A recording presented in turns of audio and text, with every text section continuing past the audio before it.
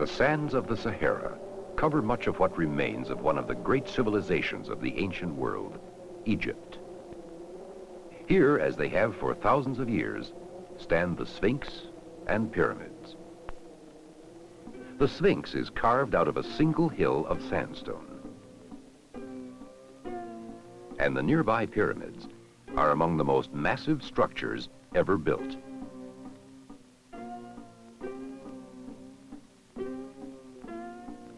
Exactly how these great burial monuments were built, we just don't know for sure. The pyramids stand as great puzzles to historians and archaeologists who are slowly unraveling their secrets, piecing together the story of a great civilization from its ruins.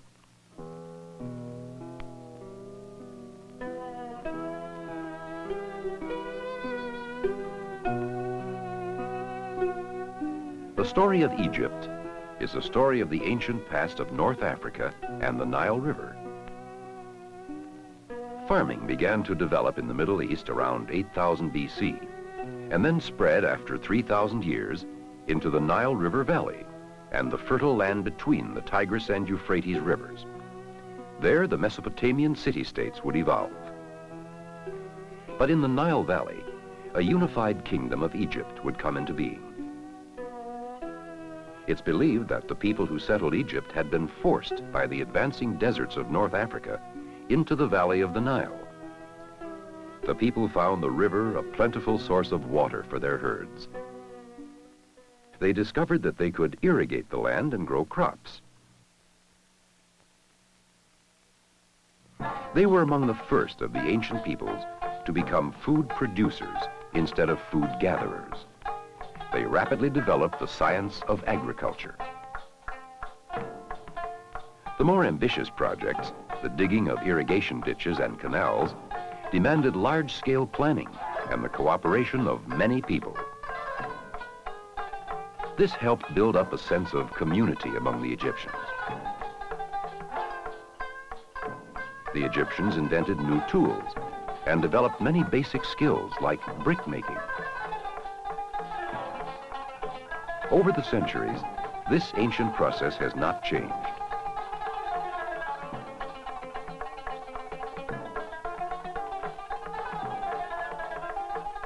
Baked in the sun until hard, the bricks were used, as they still are today, to build houses.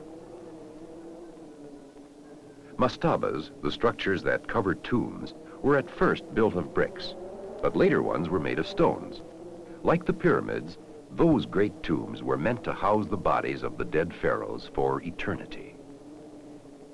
Beside this step pyramid lie many tombs of nobles. Inside these and other tombs, relics have been found, clues to the way Egyptians lived and worked. Ancient hammers and chisels show us how they carved words and pictures into stone. Molds for making bricks show that ancient brickmakers worked much like brickmakers still do in Egypt. Models of ancient Egyptian homes found in the tombs are similar to the mud brick homes in many villages today. Hoes, like this relic, were used by ancient farmers to cultivate the land. From the hand-held hoe, the Egyptians developed the plow that could be pulled by animals, a great step forward in the progress of civilization. The Egyptians celebrated the plow in tomb paintings.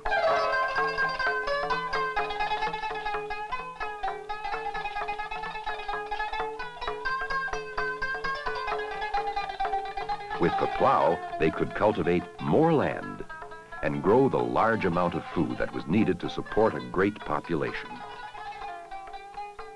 The yearly Nile floods made the soil in the valley rich. To predict the floods, the Egyptians developed a device we call a Nilometer. As the river rose, it cast marks on the wall that indicated when the floods could be expected. The overflow of the river also marked the first of ancient Egypt's 3 seasons, the flooding. The second season was named the coming forth, for the coming of the crops. The third season was called the harvest. The Egyptians developed a calendar based on these 3 seasons, each 4 months long. They made up the Egyptian year and were illustrated frequently in their art.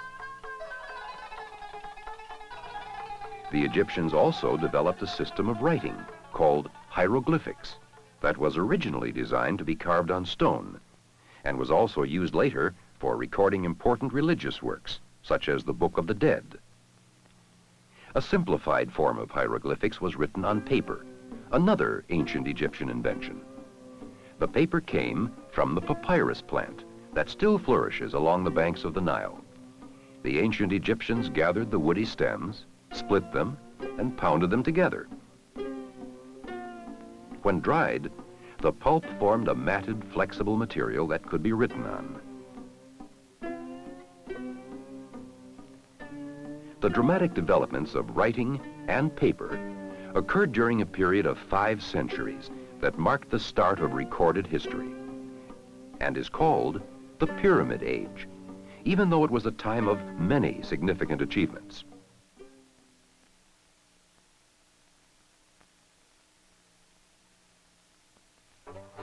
A dynasty of all-powerful pharaohs ruled the country. They claimed their authority directly from the gods. Egyptians had many gods. Osiris was the god of the dead. The Egyptians believed that nothing really died at all if it was given proper care.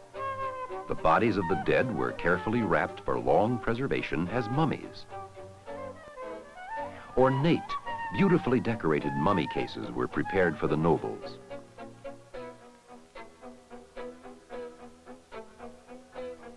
The gold mummy case of King Tutankhamun is one of the great archaeological discoveries of ancient Egypt.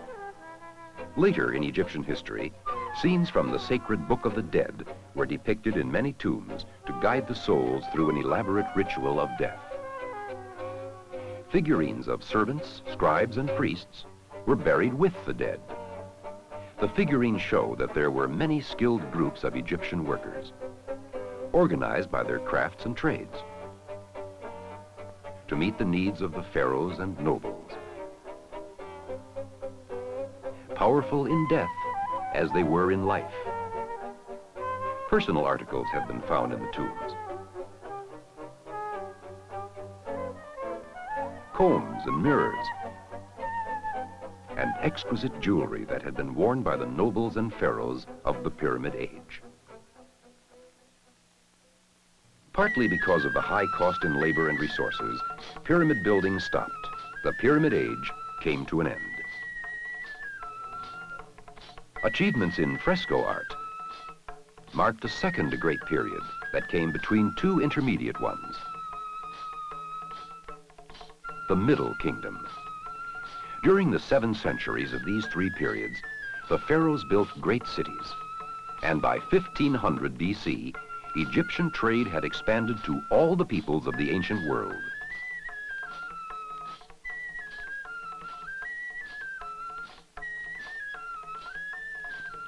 The wealth and armies of the pharaohs created a vast empire called the New Kingdom, with Thebes its capital.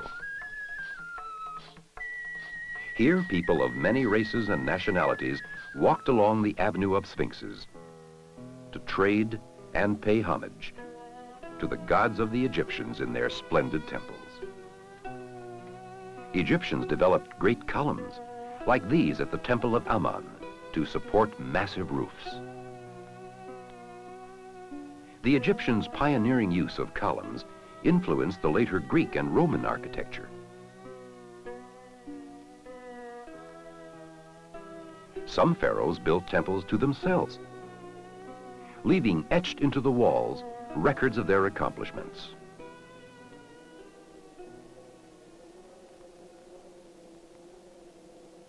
In the 6th century BC, the Egyptian empire was destroyed by the Assyrians from the north. The Egyptians made great contributions to the advancement of civilization in writing, mathematics, architecture, statecraft, and religious thought.